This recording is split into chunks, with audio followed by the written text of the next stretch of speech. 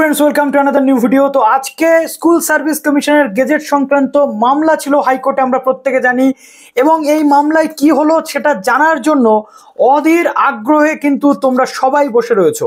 তো আজকে তোমাদের পুরো তথ্য শেয়ার করব যে এই মামলাতে ঠিক কি কি হয়েছে। প্রথমত এই মামলাটা কিন্তু শুধুমাত্র যে ওয়েটিং লিস্টে থাকা ক্যান্ডিডেটদের পক্ষ থেকে ছিল না, রাজ্য সরকার বা স্কুল সার্ভিস কমিশনের পক্ষ থেকেও ছিল। অর্থাৎ টোটাল 3টে থেকে 4টে মামলা এর মধ্যে কিন্তু ইনক্লুডেড ছিল এবং আমরা দেখছি দুপুর 12টার পর থেকে মামলা শুনানি শুরু হয়েছিল বিচারপতি অনারেবল জাস্টিস সৌমেন সেন স্যারের বেঞ্চে এবং দীর্ঘক্ষণ শুনানি চলে। প্রথমে 2 থেকে 2.5 ঘন্টা শুনানি চলে এসএসসির যে মামলা ছিল সেটা, অর্থাৎ আগের দিন সিঙ্গেল বেঞ্চের যে রায় ছিল যে টেন্টেডরা পরীক্ষাতে বসতে পারবে না, এসএসসি তার বিরুদ্ধে মামলা করেছিল। অর্থাৎ এসএসসি সেই রায়কে, সিঙ্গেল বেঞ্চের রায়কে চ্যালেঞ্জ করে ডিভিশন বেঞ্চে গেছিল। অর্থাৎ এখান থেকে আমরা দেখতে পাচ্ছি যে পরীক্ষার্থীরা চাইছে 3টে দাবি বা 4টে দাবি, যে টেন্টেডটা পরীক্ষাতে বসতে পারবে না, 10 নম্বর যে এক্সপিরিয়েন্স অতিরিক্ত দেওয়া হচ্ছে একাডেমিকের মধ্যে যেটা ইনক্লুডেড হচ্ছে সেটা যাতে উঠে যায়, তার সাথে যেটা বয়সের ছাড় একটা ক্যাটাগরিতে নয় সব ক্যাটাগরিতে যাতে সবাই পায়। আর সেই জায়গাতে দাঁড়িয়ে স্কুল সার্ভিস কমিশনের মতো একটা রিক্রুটমেন্ট এজেন্সি, বলতে বাধ্য হচ্ছে সরি টু সে, তারা আবার মামলা করছে টেন্টেডদের হয়ে। যেখানে এত সমস্যা, প্যানেল বাতিল হয়ে গেল, একটা গোটা প্যানেল প্রক্রিয়া বাতিল হয়ে গেল, একটা চাকরির রিক্রুটমেন্ট প্রসেস বাতিল হয়ে গেল, এরপরেও একটা স্বশাসিত সংস্থা, একটা বায়াসডনেস ছাড়া একটা সংস্থা থাকা দরকার, সেই সংস্থা কি করে টেন্টেড ক্যান্ডিডেটদের হয়ে সওয়াল করছে হাইকোর্টে, ভেবে রীতিমতো আমরা কিন্তু অবাক হয়ে যাচ্ছি। তো আজকে কি হলো সেটা ডিসকাস করব এবং সানি দেওয়ালের একটা ডায়লগ ছিল কি, তারিখ পে তারিখ, অর্থাৎ তারিখের পর তারিখ হাইকোর্টে হয়ে যাচ্ছে, বাট সলিউশন আলটিমেটলি আমরা কিছু দেখতে পাচ্ছি না। তো কি হয়েছে একদম প্রথম থেকে বলবো। যারা নতুন আছে অবশ্যই চ্যানেলটিকে সাবস্ক্রাইব করে পাশে থাকা বেল আইকনটি ক্লিক করে দাও, যাতে সব তথ্যগুলো তোমরা টাইম টু টাইম এখান থেকে পেয়ে যাও। প্লিজ ভিডিওটা প্রচুর শেয়ার করে এবং লাইক করতে একদম বলো না। একদম যা হয়েছে টু দ্য পয়েন্ট আজকে বলবো। স্যারদের থেকে যে তথ্যটা পেয়েছি একদম ইন্টারনাল তথ্য, সেটা তোমাদের সঙ্গে শেয়ার করব। প্রথমত এসএসসির আইনজীবী যিনি ছিলেন কল্যাণ বন্দ্যোপাধ্যায় বাবু, তিনি সওয়াল করেছিলেন চিহ্নিত যে অযোগ্য রয়েছে তাদের জন্য। এবার চিহ্নিত অযোগ্যদের যে সংখ্যা কত সেটাও আজকে এসএসসি বলেছে, সেটা বলবো, এবং দাবিগুলো পূরণ হয়েছে কিনা ক্যান্ডিডেটদের সেটাও বলবো। তো মূলত তিনি বলছেন যে অযোগ্যরা যদি পরীক্ষা না বসতে পারে তবে 2016 যে আনসাকসেসফুল ক্যান্ডিডেট তারাও পরীক্ষায় বসতে পারবে না, কেননা আনসাকসেসফুলদের মধ্যেও অযোগ্য থাকতে পারে, এটা তার ধারণা। তখন বিচারপতি বলেন যে এসএসসি একটি নিয়োগকারী সংস্থা, যোগ্য অযোগ্য কিভাবে তারা সঠিকভাবে বিচার করবে এবং তার সাথে সাথে তারা কি করে, যেহেতু সুপ্রিম কোর্ট নির্দেশ দিয়ে দিয়েছে যে অযোগ্যরা পরীক্ষাতে বসতে পারবে না, সেক্ষেত্রে তারা কি করে এই পরীক্ষাতে বসতে পারে। তো তখন আবার এসএসসির আইনজীবীর পক্ষ থেকে সওয়াল করা হয় যে সুপ্রিম কোর্টের কোথাও মেনশন নেই যে এই পরীক্ষার্থীরা ভবিষ্যতে কোনো পরীক্ষাতে বসতে পারবে না। তাদের চাকরি নিয়ে নেওয়া হয়েছে, তাদের স্যালারি নিয়ে নেওয়া হয়েছে, তাদেরকে রিফান্ড করতে বলা হয়েছে, একটা কাজের জন্য কতবার তারা শাস্তি পাবে। এখান থেকে আপনাদের বুঝে নিতে হবে যে এসএসসির স্ট্যান্ডটা ঠিক কোথায় রয়েছে, ঠিক আছে। এবং আমি কেন বারবার বলছি যে নতুনদের আলাদা করা প্রয়োজন ছিল এখানে, নতুনরা কেন এই সমস্যাতে পড়বে, এই যে যোগ্য অযোগ্যদের সমস্যা, এই যে টেন্টেডদের বসতে পারবে কি পারবে না, এই যে রিল্যাক্সেশন, এই যে নাম্বারের যে এক্সপিরিয়েন্সের যে জায়গা, এই জায়গাতে নতুনরা কেন থাকবে এটা বলুন।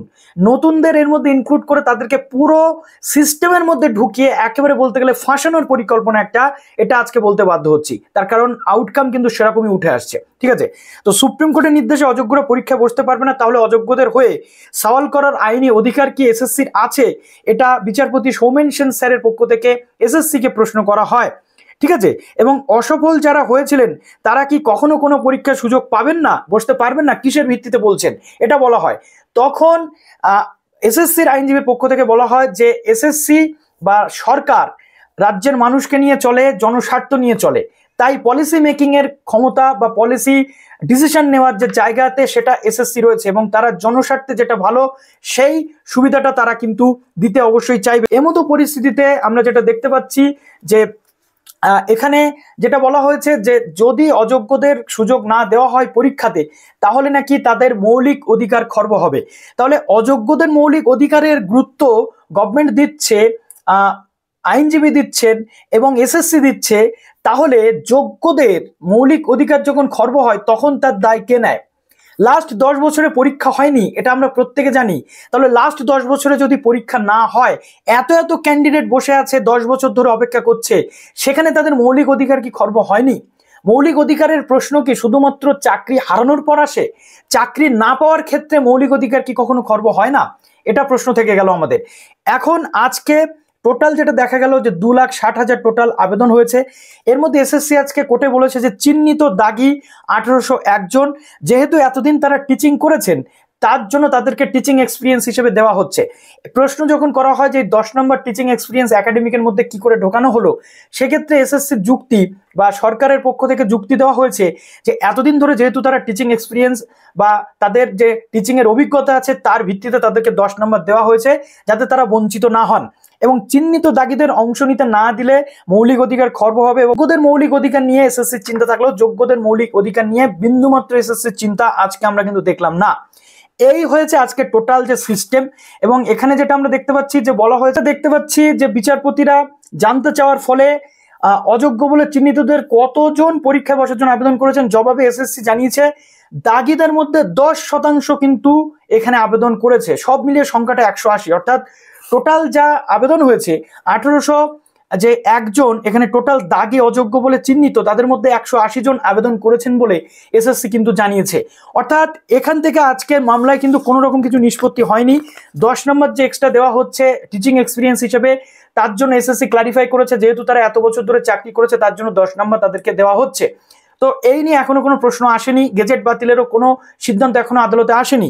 যেমনটা আমরা অ্যাডভোকেটদের কাছ থেকে তথ্য পেয়েছি, যারা এসএসসির বিরুদ্ধে আইনজীবী ছিলেন, মামলাকারীদের পক্ষের আইনজীবী, তাদের কিন্তু বক্তব্য রয়েছে আগামীকাল দুপুর 12টার সময় নেক্সট হিয়ারিং আবার হতে চলেছে। অর্থাৎ আজকের মতো শুনানির পর কোর্ট মুলতবি হয়েছে, কোনো কিছু কিন্তু সিদ্ধান্ত হয়নি।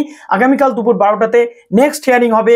Stay tuned with SD tutorial guide. আমি আপনাদের জানাবো যে আগামীকাল কি হতে চলেছে। তো চলুন ভিডিওটা এখানে শেষ করলাম। ভালো থাকবেন সবাই, বেস্ট অফ লাক।